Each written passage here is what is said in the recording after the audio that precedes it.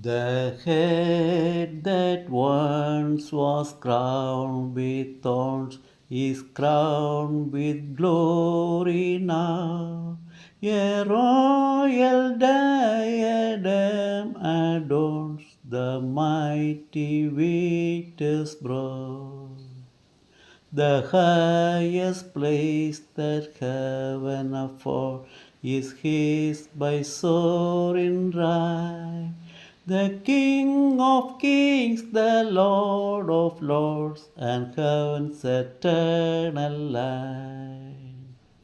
The joy of all who dwell above, the joy of all below, to whom he manifests his love and grants his name to know. To them the cross with all its shame, with all its grace is good. They name an everlasting name, the joy of heaven. They suffer with their Lord below, they reign with him above.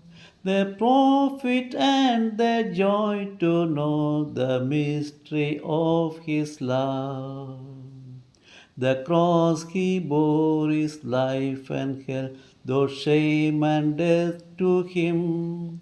His people's hope, his people's wealth, their everlasting theme.